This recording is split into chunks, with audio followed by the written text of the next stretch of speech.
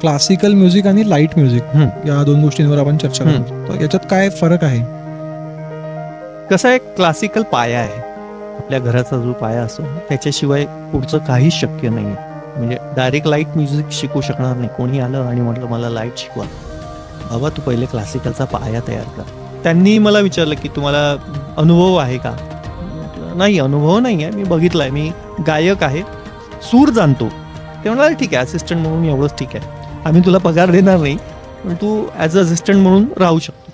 आता तुम्ही भले इंजिनियर असा खूप मोठी, तुम्ही जेव्हा असिस्टंट म्हणून असता तेव्हा चहा आणण्यापासून तुम्हाला कामं करावी. इंटर्नशिप सारखं होतं. हो, चहा आणण्यापासून मी कामं केली आहेत. मग माईक लावा, माईकला केबल लावा, तेव्हा टेप असायच्या रेकॉर्डिंगच्या, त्या टेप काढून ठेवा. सकाळी रेकॉर्डिस्ट, चीफ रेकॉर्डिस्ट यायच्या पूर्वी 1 तास आधी जायचं.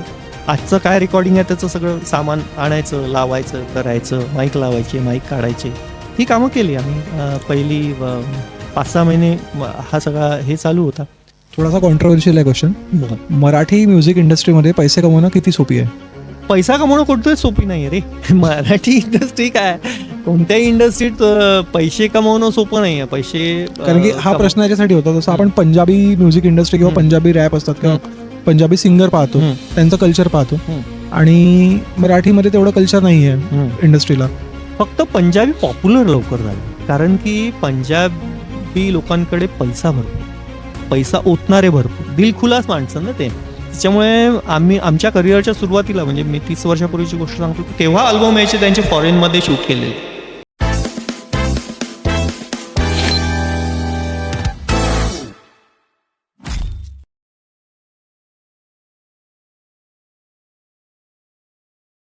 नमस्कार, चिन्मय जैन या यूट्यूब चॅनलवर आपलं स्वागत आहे. आम्ही नवीन व्यक्तींना पॉडकास्टसाठी घेऊन येतो.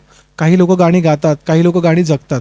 आज आपल्यासोबत आहे असे एक कलाकार ज्यांनी सुरांना फक्त आवाज नाही दिला, तर आपला आत्मा दिला आहे. आजच्या या पॉडकास्टमध्ये आपण भेटणार आहोत अशा कलाकाराला ज्यांनी संगीताच्या प्रत्येक स्तराला स्पर्श केला आहे. गायक म्हणून आवाजाला जीव दिला, संगीतकार म्हणून सुरांना दिशा दिली, आणि साऊंड इंजिनियर म्हणून प्रत्येक ध्वनीला परिपूर्णता दिली. आज आपल्यासोबत आहे श्री नितीन कायरकर, संगीतकार म्हणून आपली स्वतःची वेगळी ओळख निर्माण करणारे. त्यांच्या संगीत प्रवासामागची मेहनत, आजच्या म्युझिक इंडस्ट्रीमधील काही गोष्टी आज आपण जाणून घेणार आहोत त्यांच्याकडून.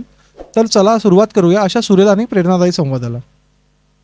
नमस्कार दादा. नमस्कार. तुमच्या बालपणाबद्दल काय सांगाल?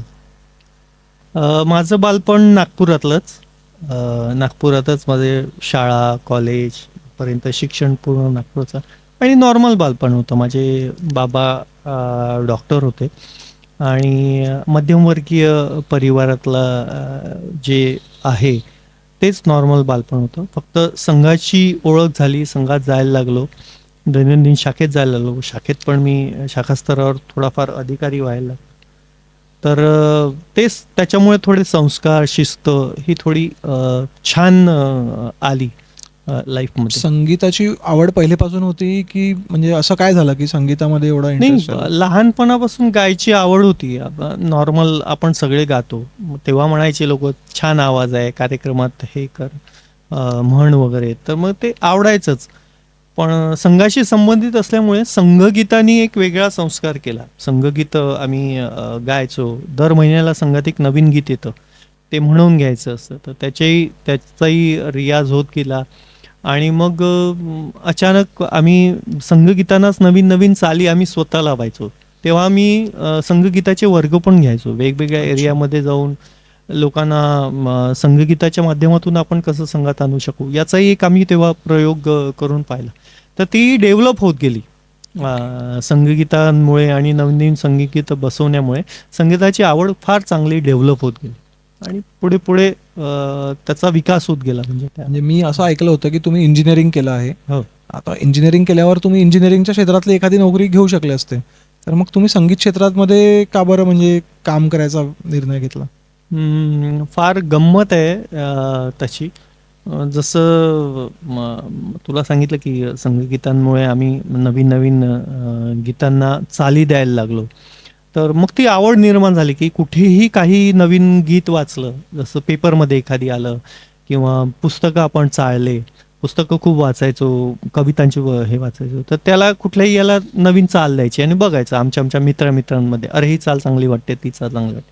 मग आमचा असा एक ग्रुप तयार झाला नागपूरमध्ये, की जो फक्त नवीन नवीन गीतं आम्ही चाली द्यायला लागलो. आणि ही म्हणजे 90ची वगैरे गोष्ट आहे.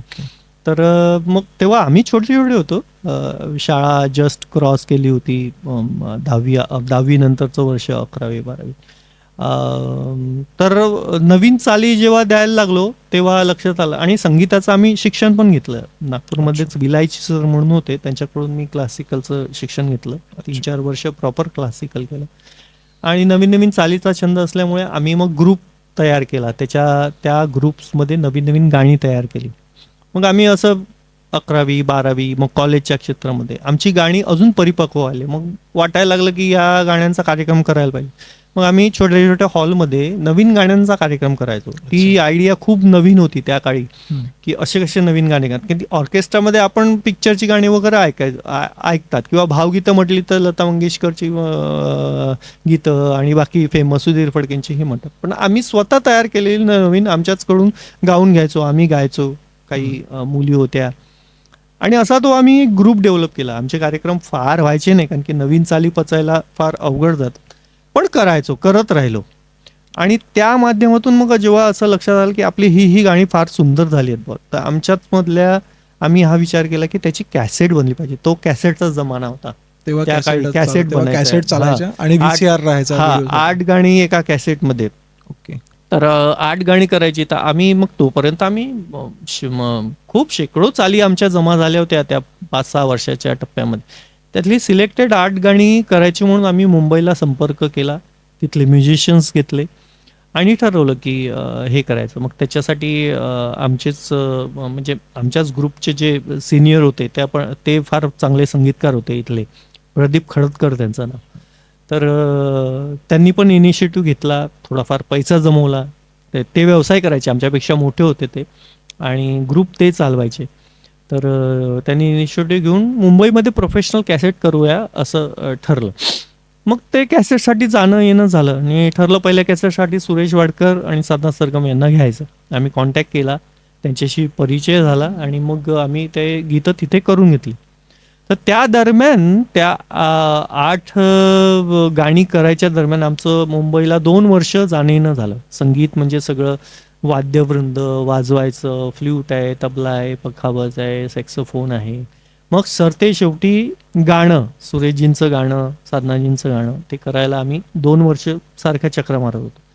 तेव्हा असं लक्षात आलं की रेकॉर्डिंग स्टुडिओमध्ये यार हे वातावरण फार छान आहे. इथे संगीताचं इतकं चांगलं वातावरण आहे की आपण 24 तास वातावरणात राहतो. मी तेव्हा बघायचो, मुंबईलाच रेकॉर्डिंग झालं. तेव्हा नागपूरला रेकॉर्डिंग वगैरे आहे हे माहीतही नव्हतं आम्हाला. तर मुंबईला रेकॉर्डिंग म्हणजे ते वातावरण खूप छान वाटलं आणि तेव्हा वाटायला लागलं की आपण त्या रेकॉर्डिस्टच्या खुर्चीवर बसायला पाहिजे. कारण की तिथे रेकॉर्डिस्टच्या खुर्चीवर बसलं की संगीताचं सगळं आपल्याला बघता येतं. एक गायक म्हणून काय, आपण फक्त गाणं म्हणणार आणि निघून जाणार, पण वाद्य कसं वाजतं, वादक नवीन नवीन वादक येतात, बाकीचे लोक येतात. मग ते टेक्निकल याचा, आणि मी इंजिनिअरिंग करत असल्यामुळे टेक्निकल पण थोडंसं माझा हे आस्पेक्ट त्याच्यात क्लिअर होत गेला. तर तिथली मुंबईच्या स्टुडिओमधली ओळख वाढत गेली, माझा इंटरेस्ट वाढत गेला. आणि मी ठरवलं की जसं इथे 3rd इयर 4th इयर व्हायला लागलं की अरे आपण ते फार छान करू शकतो, संधी मिळाली तर. आणि तसं मी तिथले रेकॉर्डिस्ट होते त्यावेळेसचे, अवधूत वाडकर म्हणून, म्हणजे वाडकरांचा स्वतःचा स्टुडिओ होता सुरेश वाडकरांचा. त्यांच्याकडे मी बोललो तर ते म्हणाले तू इंजिनियर झाला की ये. अच्छा. आणि झालं 4th इयर माझं झालं. इथून पासआउट झाल्याबरोबर मी मुंबईला चालू गेलो. त्यांनी म्हटल्याप्रमाणे ये म्हटलं तर चालू गेलो. पहिला परफॉर्मन्स किंवा पहिली रेकॉर्डिंग आठवते का तुम्हाला तुमची, किंवा अशी अविस्मरणीय? हो आठवते ना. मी जसं सांगितलं की ते म्हणाले की ये, तर तसं गेलो. पण काय होतं की मुंबईसारख्या ठिकाणी आपण जेव्हा जातो, शिक्षण त्याच्यातलं काही नाही, म्हणजे प्रॉपर रेकॉर्डिंग इंजिनियर काहीच नाही. आपण फक्त बघितलेलं असतं रेकॉर्डिंग म्हणून, किंवा आमचा 1.5-2 वर्षाचा तो कॅसेट निमित्त केलेला प्रवास होता, त्या तेवढ्यापुरतीच होतं. प्रॉपर माहीत नव्हतं माईक कसे लावतात, मिक्सर म्हणजे काय, बाकीचं कसं करतात, तर अनुभव काही नव्हता. तर त्यांनी मला सांगितलं की तुला आता काही दिवस अनुभव व्हायला लागेल, एखाद्या स्टुडिओमध्ये. आपला तर स्टुडिओ आहेच, पण तू आता या स्टुडिओत 2 वर्ष वावरलायस. एखादी नवीन स्टुडिओ बघ, त्या नवीन स्टुडिओत तू अनुभव घे. पगार मिळेल नाही मिळेल माहीत नाही. तर मी गेलो. मग त्याच्यानंतर त्यांनीच मला 1-2 स्टुडिओमध्ये पाठवलं. तर पहिल्याच स्टुडिओत पाठवलं. तो शंकर जयकिशन जे संगीतकार होते त्यांचा स्टुडिओ होता. तो होता महालक्ष्मीला, मुंबईला. तिथे गेलो. त्यांनी मला विचारलं की तुम्हाला अनुभव आहे का. म्हटलं नाही, अनुभव नाही आहे, मी बघितलाय, मी गायक आहे, सूर जाणतो, सुरातालाचं नाव आहे. ते म्हणाले ठीक आहे, असिस्टंट म्हणून एवढंच ठीक आहे, आम्ही तुला पगार देणार नाही, पण तू ॲज अ असिस्टंट म्हणून राहू शकतो. मग मी तिथं ॲज अ असिस्टंट जॉईन झालो. तेव्हा काही करायला नाही मिळायचं, फक्त दुरून बघायचं आणि बाकीची कामं करायची. आता तुम्ही भले इंजिनियर असा खूप मोठी, तुम्ही जेव्हा असिस्टंट म्हणून असता तेव्हा चहा आणण्यापासून तुम्हाला कामं करावी म्हणजे लागतात. इंटर्नशिप सारखं होतं हो, ते. चहा आणण्यापासून मी कामं केली आहेत. मग माईक लावा, माईकला केबल लावा. तेव्हा टेप असायच्या रेकॉर्डिंगच्या, त्या हां, टेप काढून म्हणजे ठेवा. सकाळी रेकॉर्डिस्ट, चीफ रेकॉर्डिस्ट यायच्या पूर्वी 1 तास आधी जायचं. आजचं काय रेकॉर्डिंग आहे त्याचं सगळं सामान आणायचं, लावायचं, करायचं, माईक लावायचे, माईक काढायचे. ही कामं केली आम्ही. पहिली 5-6 महिने हा सगळा हे चालू होता. पण करता करता सुराचं नॉलेज चांगलं असल्यामुळे चीफ इंजिनियरचा विश्वास खूप बसला आणि मला फार लवकर त्यांनी मला मिक्सरवर बसवलं, कन्सोलवर. कोरस वगैरे करायला तो मला द्यायचा. तर अशा पद्धतीने ते सुरू झालं. म्हणजे रेकॉर्डिंगचं फार लवकर झालं. म्हणजे मला वाटलं की, म्हणजे तेही लोक म्हणाले की वर्ष लागतं हे शिकायला, पण मला वाटतं मी 2-3 महिन्यातच मी स्वतः रेकॉर्डिंग करायला लागलो. सर्वात कठीण फेज कधी होता आयुष्यातला? तोच होता. म्हणजे कठीण फेज म्हणजे इथून जाताना एक थोडा स्वाभिमान की कोणाचे पैसे घ्यायचे नाही, आई वडिलांचे, आपण आपलं. पण आता तिथे जायचं, पगार नाही, इंटर्नशिप करायची, मुंबईला राहायचं आहे, घर. मित्रांनी मदत केली. तेव्हा मुंबईला जे मित्र राहायचे माझे, ते म्हणाले की अरे तू ये, आपण काहीतरी करूया. मग मिळून रूम घेतली त्यांनी. कोणी, माझा एक मित्र होता प्रवीण नगरधनकर नावाचा, तो BPCL ला होता तेव्हा त्यांनी माझ्यासाठी म्हणून, तो मित्रांसोबत राहायचा, पण मी गेल्यावर माझ्यासाठी म्हणून सेपरेट रूम आम्ही घेतली आणि त्यासोबत राहायला लागलो. वर्षभर त्यांनी भाडं घेतलं नाही, जेवण खाण्याचं पैसे घेतले नाही. आणि तो म्हणाला की तुला मिळतीलच कधी ना कधी. विश्वास होता. आपले मित्र, इथलाच मित्र माझा, नागपूरचाच मित्र. तर राहिलो तसं त्या पद्धतीने. जेव्हा वर्षभराने आपलं थोडं सुरू झालं तेव्हा मी ते हे करत गेलो. तुमचा सुरेश वाडकरांकडला, म्हणजे मला असं वाटतं की भरपूर काळ तुम्ही त्यांच्याकडेच असिस्टंट म्हणून काम केलं. हो. त्यांच्याकडला एक्सपिरियन्स कसा होता? फारच चांगला. आता काय, आमचा मेन संपर्क सुरेश वाडकरांशीच होता सुरुवातीपासून. त्याच्यामुळे त्यांची सतत नजर असायची की तू कुठे काम करतोय, त्या ठिकाणी करतोय. मग तो एक स्टुडिओ झाला. तो त्याच्यानंतर थोडंसं प्रोग्रेसिव्ह व्हावं. काय असतं इन्स्ट्रुमेंटमध्ये, तेव्हा ट्रॅक असायचे, 8 ट्रॅक, 16 ट्रॅक. ते कोणत्या स्टुडिओत 8 ट्रॅक असायचे. मग 16 ट्रॅकवाला स्टुडिओ असेल तर तो खूप मोठा समजला जायचा. तर माझ्या टप्प्याटप्प्यात मग ते बदल होत गेले की 8 ट्रॅक नंतर मी 16 ट्रॅकच्या स्टुडिओमध्ये गेलो. तर दुसरे पण मी ज्या स्टुडिओत गेलो, तो जॉनी लिव्हर म्हणून ॲक्टर होते, त्यांचा स्टुडिओ होता, त्यांच्या स्टुडिओत गेलो. आणि त्याच्यानंतर सुरेशजींनीच एक खूप मोठा स्टुडिओ तयार केला. तिथे 3 स्टुडिओ केले, आजीवासन नाव, जुहूमध्ये. आणि हा सगळा प्रवास चालू असताना त्यांची नजर होतीच, हा फार चांगलं काम करतो, कारण की ते पण आमच्या स्टुडिओला गायला यायचे. जेव्हा त्यांनी 3 स्टुडिओ केलेत, त्यांचे 2 पुतणे आहेत, त्यांनी 2 पुतण्यांचा 2 स्टुडिओ, आणि तिसऱ्या यायचं ते म्हणाले की तुला यायचं आहे, कारण की सतत आमचा संपर्क होता, काम होतंच. म्हणजे इनफॅक्ट त्यांनी बोलवलं म्हणून मी सुरुवात पण तिथूनच केली. आणि यायचं आहे म्हटल्यावर का मग सगळं सोडून मी त्या स्टुडिओत गेलो. तर मग, आणि तिथून मग आत्तापर्यंत, म्हणजे नागपूरला परत येतपर्यंत मी त्यांच्या स्टुडिओत ॲज अ रेकॉर्डिंग इंजिनियर म्हणून काम केलं. आता थोडा ऑफ द, कधी कधी असं म्हणतात की मुंबई पुण्याला गेलेला माणूस वापस नागपूरला किंवा वापस विदर्भाला येत नाही. मग तुम्हाला असं का वाटलं की वापस आपल्या घरी यावं किंवा वापस नागपूरला यावं? नाही, कसं आहे चिन्मय, की पर्सन टू पर्सन हे बदलू शकतं, सब्जेक्टिव्ह आहे. पण एक बराच काळ म्हणजे मी गेलो त्याच्यानंतर 30 वर्ष मी मुंबईला काढली म्हणजे मायानगरी म्हणतात ना. हां, असिस्टंट म्हणून पासून तर चीफ रेकॉर्डिस्ट बनून पूर्ण हे करतपर्यंत. आणि मोठा प्रवास अ, सगळं केलं त्यातलं जे उच्च दर्जाचं जे होईल ते सगळं केलं. म्हणजे मी माझ्या लाईफमध्ये मोठेपणा नाही, पण एक लताबाईंचं रेकॉर्डिंग नाही केलं. लताबाईंचं रेकॉर्डिंग माझ्या हातून नाही झालं. त्याच्यानंतर सगळे गायक सगळ्या गायकांना मी रेकॉर्ड केलं. म्हणजे आजचे आताचे नवीन म्हणाल किंवा जुने म्हणाल, म्हणजे लताबाई सोडल्या त्याच्यामुळे, पण आशाबाईंशीच्या रेकॉर्डिंग भरपूर केल्या. बऱ्याच म्युझिक डायरेक्टर सोबत कामं केले.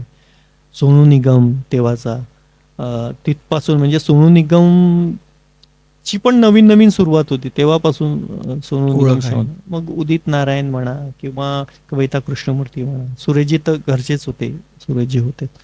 पण आजीवासाने एवढा मोठा स्टुडिओ होता की तिथे सगळे लोक यायचे. क्लासिकलमधले म्युझिक डायरेक्टरमधले अशोक पत्की म्हणा, रवींद्र जैन म्हणा, सगळे लोक यायचे पंडित तिथे. जसाज म्हणा, क्लासिकलचे सगळे लोक. तर या सगळ्यांशी संपर्क होता. संपर्क होता, फार चांगला हे झाला. बरीच वर्षे घालवली, पण आता असं वाटायला लागलं की त्याच्यात दिवस फार निघून गेले. म्हणजे कॉलेज झाल्यानंतर जे बिझी झालो मी, तर तिथपासून तर पुढची 30 वर्ष काहीच करायला मिळालं नाही रेकॉर्डिंग शिवाय. आणि ती फार चांगली गोष्ट आहे. म्हणजे आपली पॅशन जी असते, ते प्रोफेशन जेव्हा होतं त्याच्यासारखी दुसरी गंमत नाही, प्रत्येकाने करावं. पण काय होतं, प्रोफेशन जरी असलं तरी ती शेवटी काम आहे, ती नोकरी होती.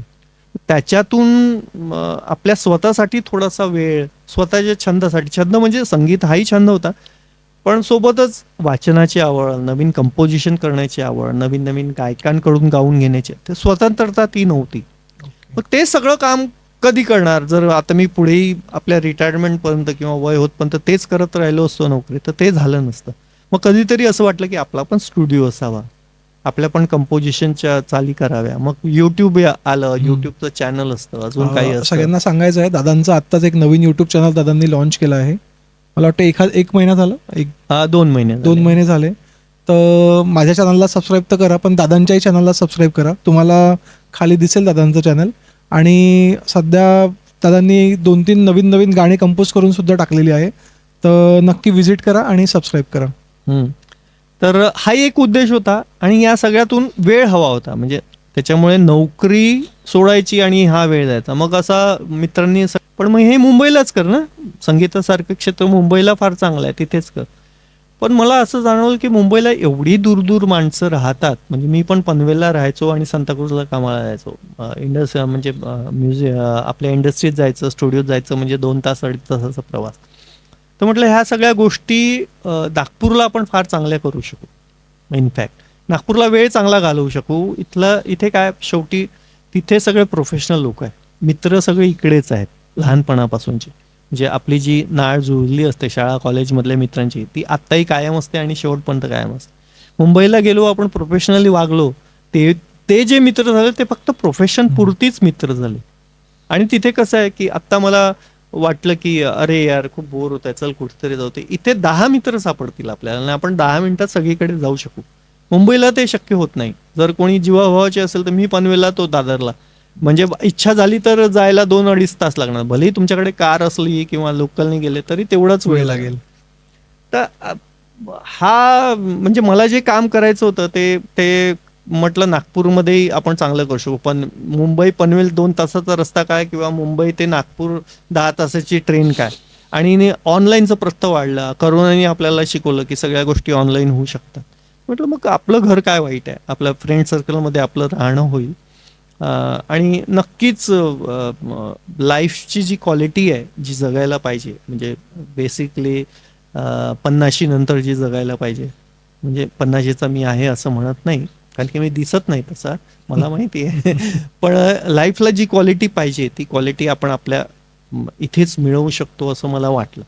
त्याच्यामुळे मी ते जॉब सोडला आणि स्वतःचं काहीतरी करायचं म्हणून मी नागपूरला परत आलो. मी ऐकलं की सुरेश वाडकरांकडे तुम्ही होते, तर सुरेश वाडकरांची स्वतःची एक अकॅडमी पण सुरू केली आहे, म्हणजे जे सुरू केली नाही, पूर्वीपासून आहे त्यांची अकॅडमी. Okay. आजीवासन नावाचं गुरुकुल आहे त्याचं. गुरुकुल आणि ते म्हणजे त्यांच्या- गुरुकुल परंपरेसारखं चालतं ते. गुरुकुल परंपरेसारखं त्यांचे सुरेशजींचे गुरुजी होते पंडित जियालाल वसंत. त्यांची ती अकॅडमी आजीवासन. अच्छा. त्याला 100 वर्षाच्या वर झाला, तर ते आजीवासन गुरुकुल सुरू करून त्यांनी ते सुरू केलं जियालाल वसंतजींनी, आणि ती परंपरा सुरेशजी चालवत आहे. आणि ते गुरुकुल पद्धतीने, म्हणजे तिथे येऊन राहायचं आणि पूर्ण वेळ संगीत करायचं, ही त्या गुरुकुलची पद्धत आहे. ती अजूनही चालू आहे. काळानुरूप कमी झाली आहे, पण आहे ती. म्हणजे तिथे तुम्ही नाव ऐकले असेल, स्वप्नील बांदोडकर, अमेय दाते, हे सगळे लोक तिथे शिकलेत. तिथूनच म्हणजे तिथूनच हे झालं. म्हणजे इवन आता सुरेशजींच्या ज्या मिसेस आहेत पद्माजी, त्या पण तिथे गुरुकुल पद्धतीने येऊन राहिल्यात. सगळेजण शिक्षणासाठीच म्हणजे तिथे जे- जसं पूर्वी ते घराणे राहायचे, तर घराणे पद्धत म्हणजे आता तेवढी नाही, घराणे पद्धत वेगळी. घराणे पद्धत म्हणजे क्लासिकल शिकायसाठी त्या माणूस किराणा घराण्याचे कोणी गुरु असेल तर त्यांची, पण ती पद्धत वेगळी, ती शिकवण्याची पद्धत पद्धत होती. वेगळी. हा, हे प्युअर क्लासिकल शिकवायचं, संगीतातलं बाकीचंही शिक्षण द्यायचं, पण ते गुरुच्या घरी राहून. त्याला गुरुकुल पद्धती पाहिजे. गुरुच्या घरी राहून म्हणजे सकाळी उठल्यापासून काय तर संगीतच करायचं. मग Okay. तुम्हाला शाळा कॉलेज करायला तुम्हाला वेळ दिला जाईल की 10 वाजता तू तुझ्या शाळेला जा किंवा कॉलेजला जा. समजा छोटा मुलगा असला तर शाळेला जा, पण परत 4 वाजता आल्यावर तू गुरुजींकडेच यायचं आणि गुरुजींकडेच पुरत ती सगळी संगीत साधना म्हणजे करायची. ज्यांना पर्टिक्युलरली संगीतामध्ये करिअर करायचं आहे हो. हाय एंड मध्ये, तर हो. त्यांनी ऑफकोर्स त्यांनी तिकडे ते गुरुकुलच- पर्याय म्हणून पाहायला. हा, अजूनही नागपूरचे पण बरेच मुलं तिथे शिकलेले आहेत. मी अच्छा. आता बरीच वर्ष तिथे होतो. नागपूरचे बरेच लोक यायची शिकायला, आणि अजूनही चालू आहे त्यांची. कमी झालंय काळानुरूप, लोकांच्या म्हणजे लोक वेळ देऊ शकत नाही, तेवढं डिव्होशन नाही आहे, पण चालू आहे अजूनही. गुरुकुल पद्धती आजीवासांची अजूनही चालू आहे. एक गाणं कसं बनतं, म्हणजे काय प्रोसेस असते पूर्ण? फार सुंदर प्रश्न विचार. गाणं बनायचं म्हणजे सरळ सरळ जर ऑथेंटिक वे तुला सांगितलं, तर पहिले शब्द एक कोणीही कल्पना कवीच्या मनात येते आणि तो शब्द लिहितो, आणि शब्द लिहिल्यानंतर ते कंपोजरकडे जातं, संगीतकाराकडे जातं. संगीतकार त्या शब्दांवर एक काहीतरी चाल बसवतो. चाल बसवली की मग तिसरा टप्पा येतो त्याला म्युझिक देण्याचा. मग इथे तिसरा माणूस इंट्रोड्यूस होतो, त्याला म्युझिक अरेंजर म्हणतात.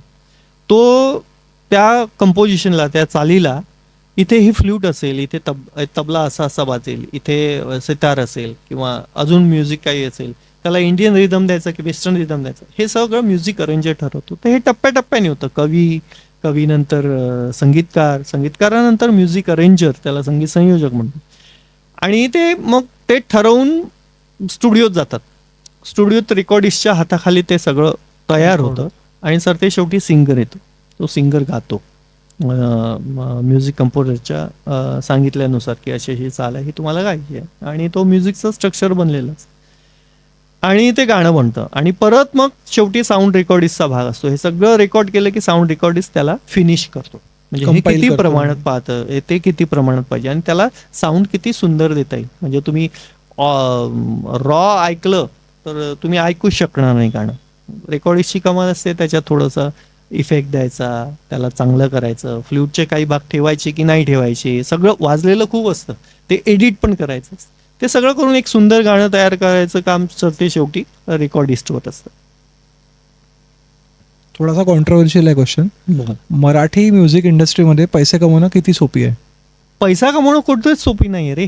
मराठी इंडस्ट्री काय, कोणत्याही इंडस्ट्रीत पैसे कमवणं सोपं नाही आहे. पैसे कारण की हा प्रश्न याच्यासाठी होता, जसं आपण पंजाबी म्युझिक इंडस्ट्री किंवा पंजाबी रॅप असतात किंवा पंजाबी सिंगर पाहतो, त्यांचं कल्चर पाहतो, आणि मराठीमध्ये तेवढं कल्चर नाही आहे इंडस्ट्रीला, तर म्हणून हा प्रश्न मी विचारला. नाही, कसं आहे, कल्चर आहे, आपलंही कल्चर आहे. इनफॅक्ट मराठी संगीताला खूप चांगली पार्श्वभूमी आहे, खूप चांगला इतिहास आहे, खूप मोठे मोठे लोक आहेत. म्हणजे पंजाबीला असेल, युपीवाल्यांना असेल, फोकवाले आधीपासून सगळे हिट आहे. फक्त पंजाबी पॉप्युलर लवकर झाला, कारण की पंजाबी लोकांकडे पैसा भरपूर, पैसा ओतणारे भरपूर, दिलखुलास माणसं ना ते. त्याच्यामुळे गाण्यासाठी अरे टाका पैसे काय. त्याच्यामुळे आम्ही आमच्या करिअरच्या सुरुवातीला, म्हणजे मी 30 वर्षापूर्वीची गोष्ट सांगतो, की तेव्हा अल्बम यायचे त्यांचे फॉरेनमध्ये शूट केलेले. एवढे आपण आत्ता फॉरेनचे अल्बम फॉरेनमध्ये आत्ता करायला लागलो, आणि तेही बातमी असते की फॉरेनमध्ये. त्यांची कधी बातमी झाली नाही, कारण की ती त्यांच्यासाठी कॅज्युअल होती. पैसा ज्या प्रमाणात तुम्ही टाकाल त्या प्रमाणात ते पॉप्युलर होतं. याच्या वाईज कुठेही आपण कमी जास्त नाही आहे. मराठी तितकंच पॉप्युलर आहे, पंजाबी तेवढंच. दिलखुलास पुन्हा त्यांच्यात जास्त आहे, पैसे त्यांनी जास्त टाकले, त्याच्यात भरपूर लोक आहे ज्या त्या संगीतासाठी पैसा खर्च करतात. मराठी माणूस संगीतासाठी पैसा खर्च करत नाही. माझी थोडीशी कंप्लेंट आहे, म्हणजे इतक्या दिवसाचं पाहणं आहे की बाकीच्या गोष्टीसाठी खर्च करतील पण संगीतासाठी करणार. म्हणजे झोमॅटोहून आपण आत्ता 1000 रुपयाचं काहीही मागवू, पण 1000 रुपयाचं जाऊन एखादी चांगली कॉन्सर्ट ऐकणार नाही. तिथे नाही, कशाला असं.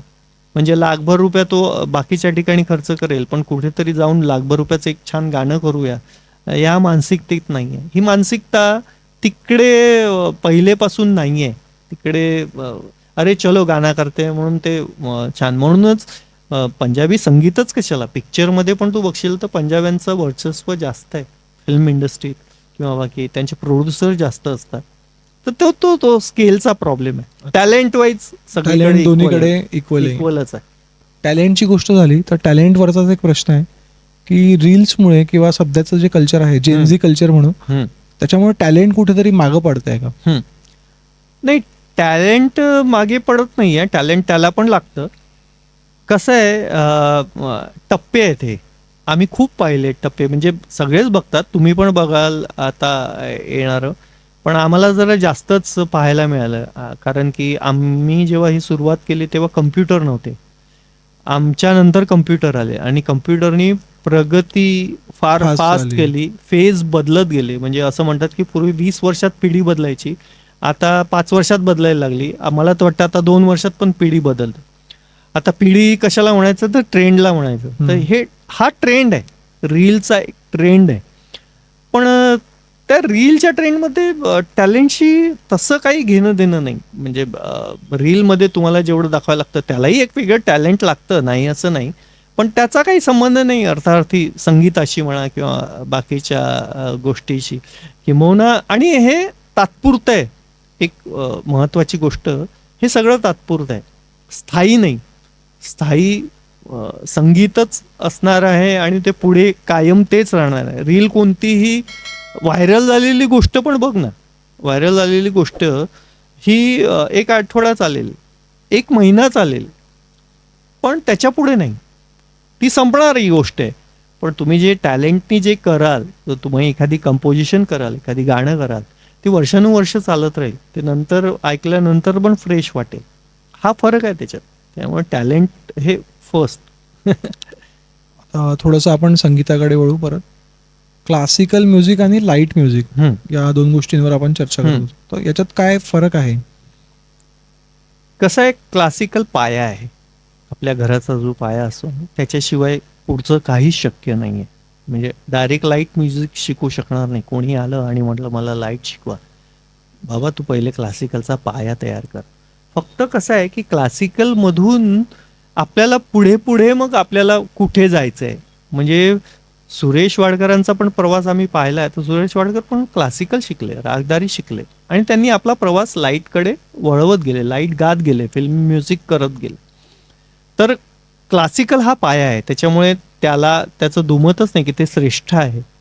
पण आपण ते क्लासिकल शिकल्यानंतर आपल्याला पूर्ण वेळ तेच करायचं आहे की त्याच्यातून आपल्याला थोडंसं लाईटकडे वळायचं आहे, थोडंसं फिल्म्सकडे वळायचं आहे, कमर्शियलकडे, म्हणजे आजच्या भाषेत कमर्शियलकडे वळायचं, हे ज्याचं त्यांनी ठरवावं. दोन्ही श्रेष्ठ आहे, पण क्लासिकलला पर्याय नाही.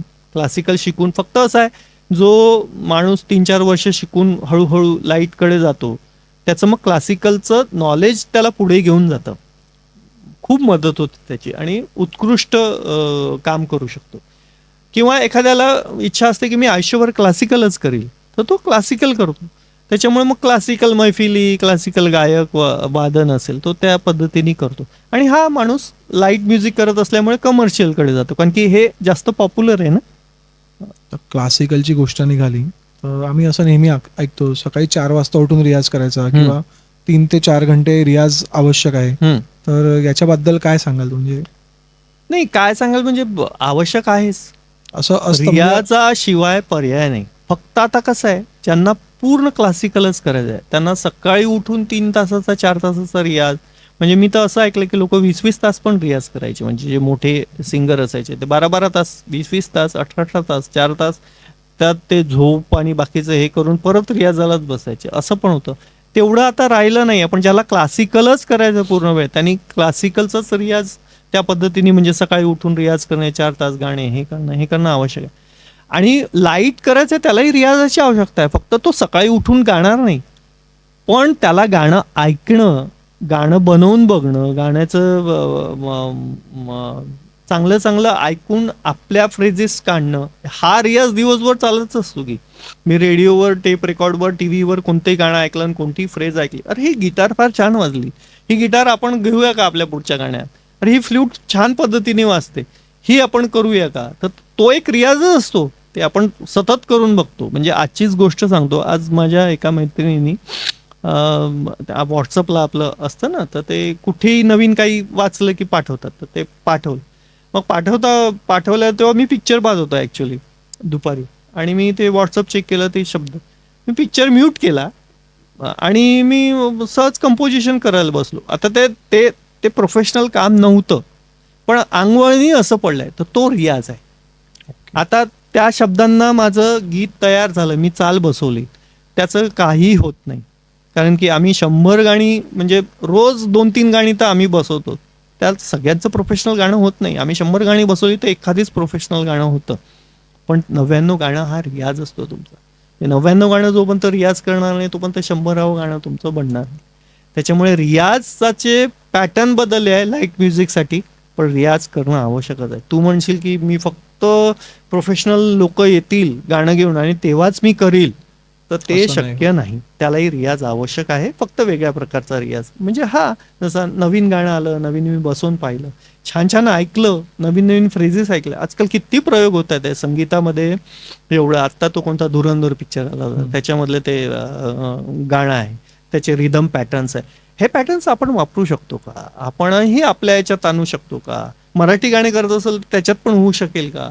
किंवा आपण एवढंच कशाला, आपण एखादी क्लासिकल गाण्याला करू शकेल का. आत्ता माझं नवीन, म्हणजे मी प्रयोग केला की एक वेस्टर्न रिदम घेऊन गायत्री मंत्र बसवतो.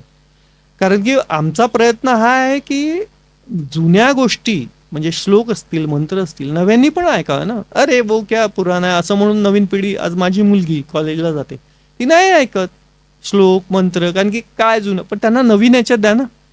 कारण की मी बघतो की त्यांना नवीन म्युझिकच्या पॅटर्ननुसार जर ते करून दिलं तर त्यांना ते आवडतं. आता आपल्या गाणी, जुनी गाणी रिमिक्स म्हणतात ना, तर तिला ती गाणी आवडतात. मग मी म्हटलं, अगं तुला माहिती आहे काय, हे जुनंच गाणं आहे, 30 वर्षापूर्वीचं, 40 वर्षापूर्वी. हो पण पप्पा आता त्यांनी नवीन केलंय ना, त्याच्यामुळे. तर आता साऊंडचा जमाना, लवकर इनकॉर्पोरेट होईल आणि आपण मग ते संस्कार त्यांच्यावर देऊ शकू. आपलं पारंपरिक गीत आहे, गझल आहे, मंत्र आहे, ते देऊ शकू त्यांना. तर म्हणून ते आवश्यक आहे. आता एक असा करिअर ऑप्शन म्हणून समजा कोणी म्युझिकला ठेवत असेल तर म्युझिकमध्ये किती प्रकारे करिअर करता येईल किंवा कोणते कोणते ऑप्शन्स आहेत? खूप ऑप्शन आहेत, खूप ऑप्शन आहेत. मी लोकांना पूर्वी काय असायचं की मला गायक बनायचं आहे, गायिका बनायचं आहे, बस संपलं इथेच. म्हणजे कोणालाही संगीतात करिअर म्हणजे काय, तर गायक बनायचं आहे, गायिका बनायचं आहे, किंवा एखादी वाद्य वाजवायचं आहे, म्हणजे झालं करिअर, तेवढंच होतं. आता तसं नाही आहे. इतकं विशाल आता आपल्यासमोर पट आहे ना सगळा. तर त्याच्यामुळे तुम्ही इतक्या गोष्टी ट्राय आउट करू शकता. म्हणजे आता संगीतात करिअर करायचं म्हणजे, मी 30 वर्षापूर्वी ॲज अ रेकॉर्डिंग इंजिनियर म्हणून करिअर चालू केलं, तेव्हा कोणाला माहितीही नव्हतं की असंही काही असतं. तशासारखं बऱ्याच गोष्टी असतात संगीतातल्या, त्या आपण एक्सप्लोर करू शकतो. फिल्म लाईन, जसं फिल्म बघा, फिल्मला हिरो एकच असतो. जसं आपण संगीतात फक्त गायकच समजायचो, पण मला वाटतं हजारो लोक काम करणारे असतात तेव्हा ती फिल्म बनते, हिरो एकच असतो. तशासारखं गाण्यात सुद्धा बऱ्याच लोकांचे हातभार लागतात. एक तर महत्त्वाचं, गाण्यानंतर तुम्ही कित्येक वाद्य वेगवेगळी शिकू शकता. टेक्नॉलॉजी वाईज तुम्ही टेक्नॉलॉजी शिकू शकता. ते रेकॉर्ड कसं करायचं, ते एडिट कसं, बरं त्याच्यानंतर एडिटिंग हा प्रश्न येतो. एडिट कसं करायचं तोही एक शिकण्याचा भाग असतो. म्हणजे जसं अशी व्हिडिओ खूप एडिटिंग असतं तसं गाण्याचं एडिटर एक वेगळं करिअर होऊ शकतं. गाण्याचं एडिट आता तर नुसते सूर, तुम्हाला सूर माहीत असेल तर नुसते सूर करेक्ट करून द्यायचं पण एक करिअर आहे. ओके. म्हणजे असे रेकॉर्डिस्ट आहे की जे फक्त सूर करेक्ट करून देतात आणि घरी बसले असतात. असे बरेचसे आहे जे फक्त रिदम लूप्स तुम्हाला प्रोव्हाइड करतात आणि प्रोफेशन करतात. तुम्हाला आवड कशात आहे ते तुम्ही हे केली ना, एक्सप्लोर केली ना, तर खूप करिअर आहेत, भरपूर करिअर आहेत. म्हणजे तुम्ही विचार पण करू शकणार आहे. डबिंगचं करिअर आहे. सगळ्या फिल्मचं डबिंग होतं. आता ते डबिंग तो ऍक्टर येऊन तुमच्या स्टुडिओतच डबिंग करतो. तर तुम्ही ॲज अ डबिंग रेकॉर्डिस्ट म्हणून पण करिअर करू शकता. डबिंग रेकॉर्डिस्ट म्हणजे तो फक्त फिल्म डब करेल. म्हणजे कोणती फिल्म तमिळमध्ये बनली किंवा तेलुगूमध्ये Yes, बनली ती हिंदीमध्ये करायची असेल किंवा हॉलिवूडची फिल्म हिंदीमध्ये करायची तर रेकॉर्ड करून घेणारा तर डबिंग रेकॉर्डिस्ट. ओके. आपण समारोपाकडे वळू आता. तर माझी तुम्हाला एक विनंती आहे की तुमच्या आवडीचं एखादं गाणं तुम्ही समारोप म्हणून दाखवावं आम्हाला सगळ्यांना. गाणं मी तसं गायक नाही रे, मी कंपोजर आहे. गायक होतो पण म्हणजे गायचो, पण मी रेकॉर्डिस्ट म्हणून इतक्या मोठ्या मोठ्या लोकांना गाताना पाहिलं तर माझा गाणं हा भाग कमी झाला. पण मी माझी एक कंपोजिशन म्हणतो, 2 ओळीच म्हणतो. तर कंपोजिशन्स कसं असतं की ते छान सुचायला लागतं, छान शब्द मिळाले की मजा येते.